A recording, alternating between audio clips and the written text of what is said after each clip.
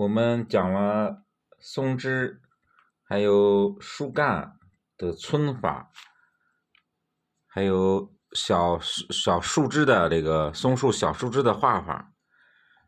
我们现在做这个一个整棵松树的一个示范，从钩松枝到树干到树根的，我们都做一个整体的一个讲解示范。我们画那个松树的时候啊，要表现其高大苍劲。我们要这个用笔的时候啊，用的稍微的墨稍微的重一点，然后稍微的树干画那个树枝树干的时候啊，用墨稍微重一点，稍微干一点啊。也是先从树梢的部分开始画啊，画松枝的时候，小树枝的时候啊，稍微的墨稍微的重一点，然后呢，让这个枝干呢有一种就是区区苍老，稍微多弯曲一点，不要直，稍微的多弯曲一点。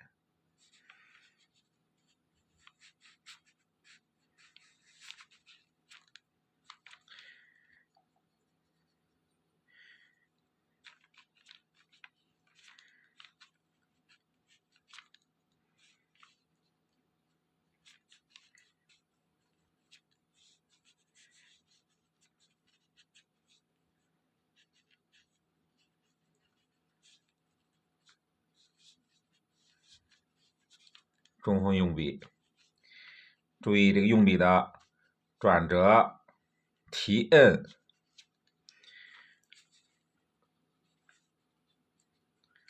我们要画完左边的这一部分啊。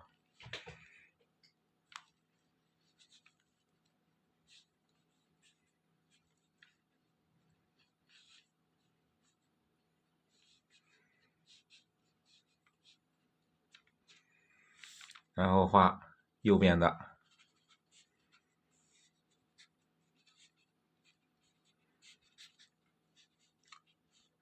画松子的时候啊，我们要稍微的让它这个树枝的部分要多弯曲，别太直。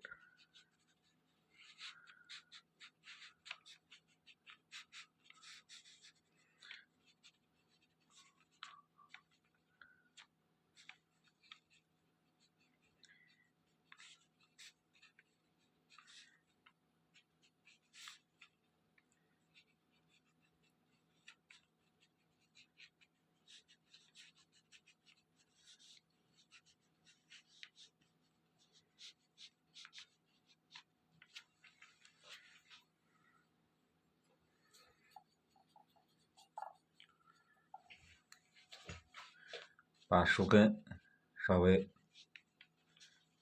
处理一下。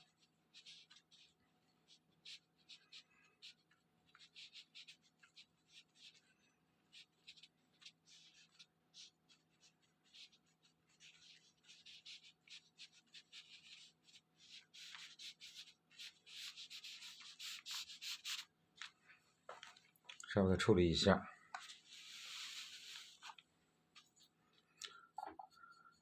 然后呢，我们可以勾松树的小枝。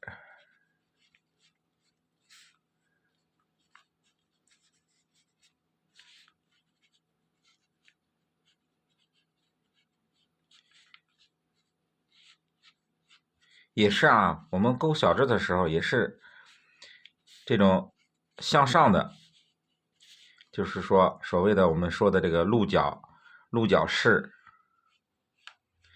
哎，我们树枝也是向上的啊。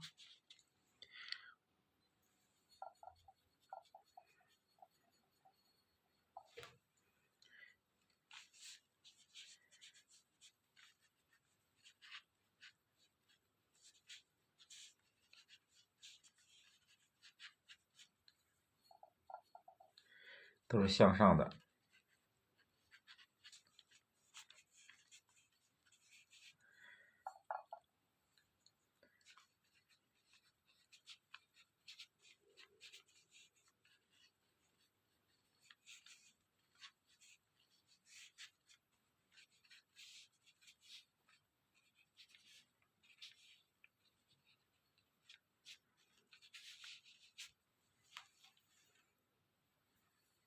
然后我们可以稍微把树干皴一下，用笔中锋调墨，然后把那个多余的水分吸出去，然后侧锋，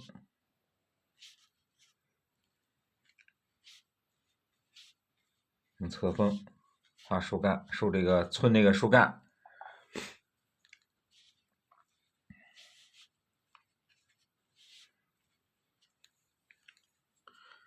可以从上往下，就是从下往上，有大的，有小的，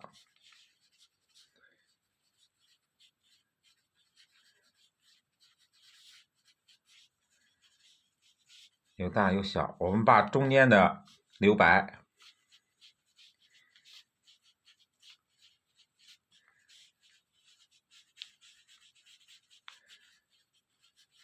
中间留白。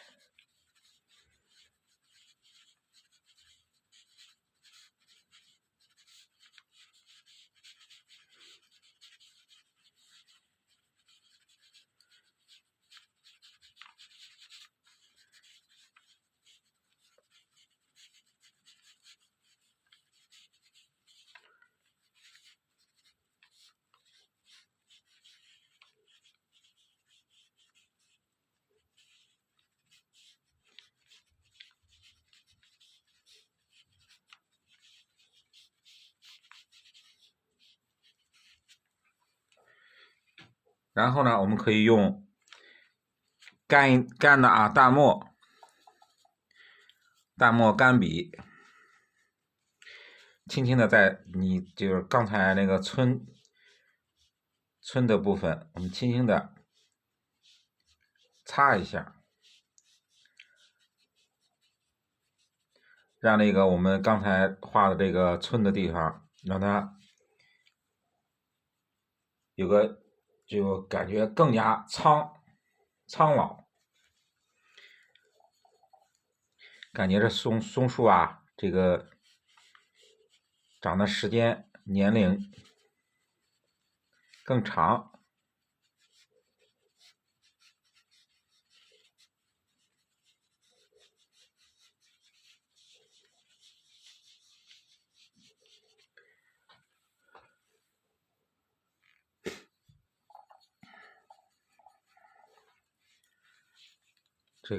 这是后边的小的一组小枝，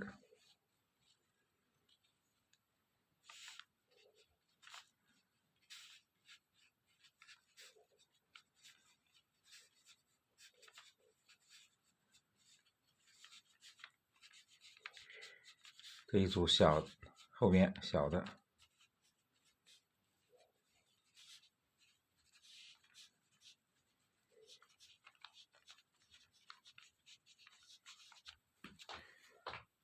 这是树干的部分，然后我们可以在这个小树枝的上面，我们可以画这个松针。我们要画这个是这种半圆形的，就扇形的松针，就这样的啊，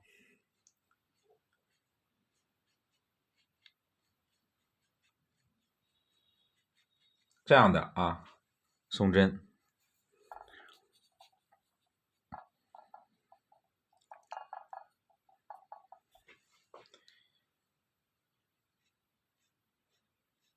们要3个一组、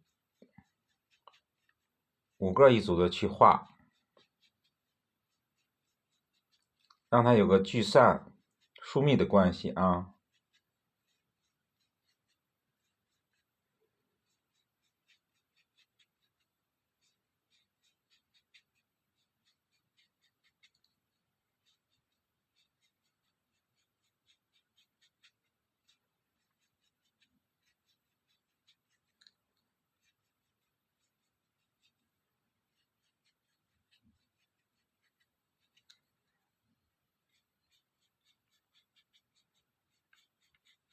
也是3个一组、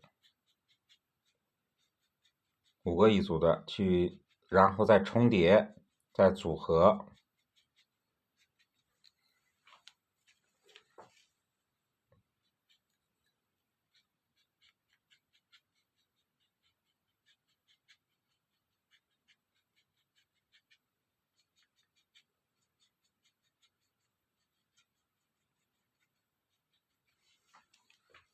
去组合。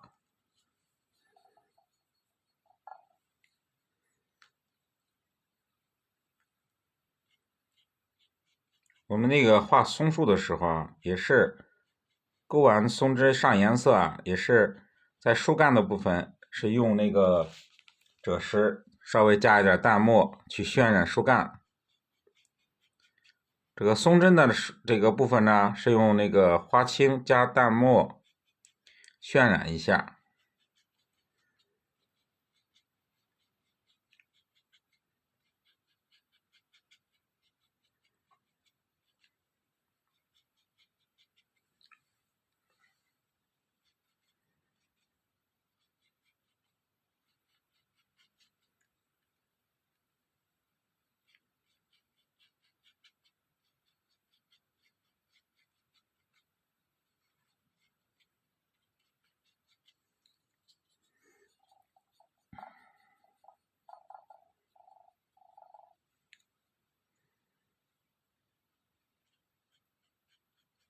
我们都是按这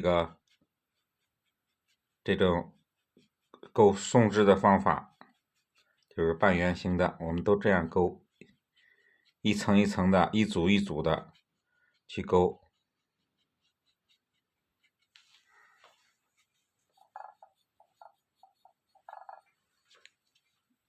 我们先勾前面的部分啊，我们先勾前面的部分，因为我们这个毛笔中的这个墨是重的，我们开始就勾前面的。等那个毛笔中的这个墨啊变淡的时候，我们再勾后面的。就是说，近处的墨是重的，远处的墨是淡的。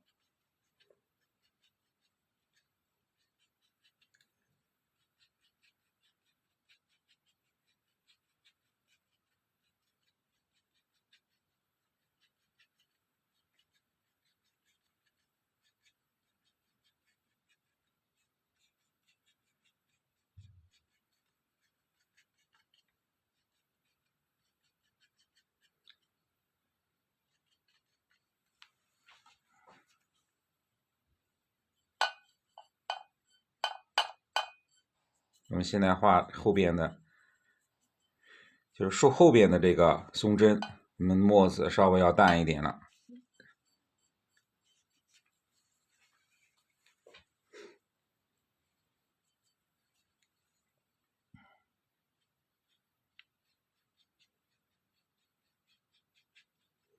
这代表了就是说树后面的这松针离得我们远一点，这墨色就稍微的淡一点。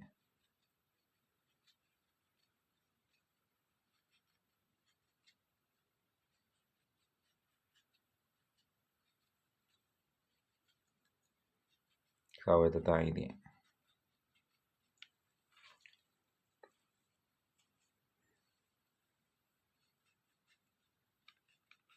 这样呢，树的这个前后关系就比较明显了。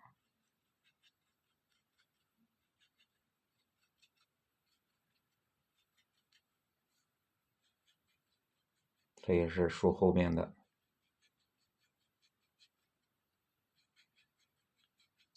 我们可以后边的勾的时候，可以稍微的稀疏一点。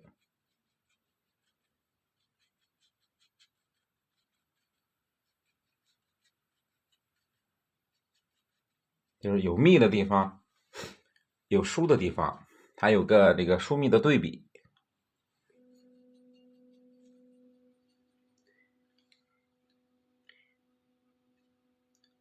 我们可以勾一些小的，就是不长叶的这个枯枝，这样呢，让这个松树感觉，就是说，一个是丰富一下这个松树，然后感觉这个松树，时间比较长了，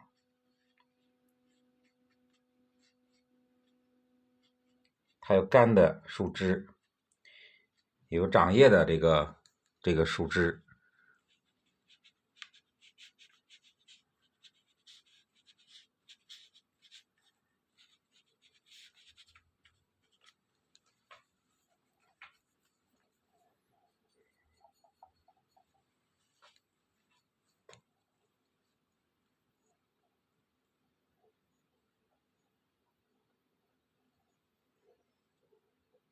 可以不够的地方，我们可以再加一点，稍微的加一点，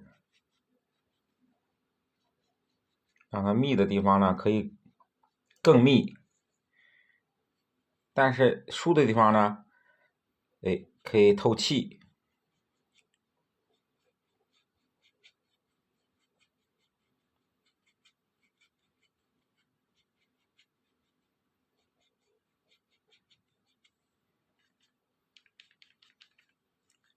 稍微的，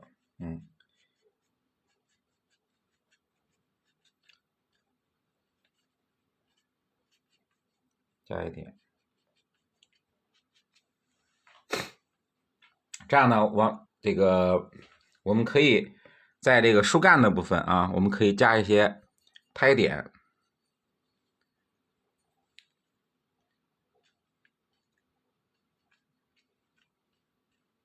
让这个树感觉更苍老。可以加一下胎点，也可以在这个树叶的部分啊，我们也可以加一些胎点，代表就是树上的那个我们所谓的这个松塌之类的啊，可以代表这个，可以在这个松针的部分，我们也可以点一些胎点，就代表这个树上长的松塌，给人感觉这个松树啊，更丰满。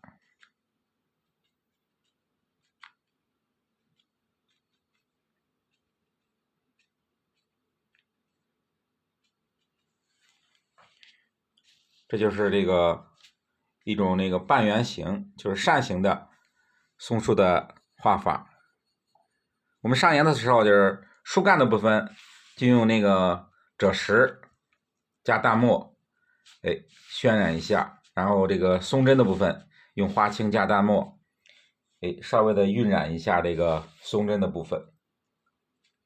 中心的部分呢稍微重一点，让这个松针的中心的部分稍微重一点，然后让它自然的这个接近外面的时候啊，稍微的颜色淡一些，它一个这个浓重虚实的变化，这样那个不会太刻板，不要说拿那个毛笔啊，这不整个一涂，这样显得这个就比较呆板了。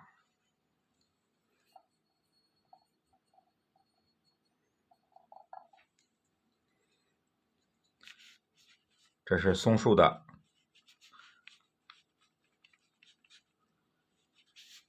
画法。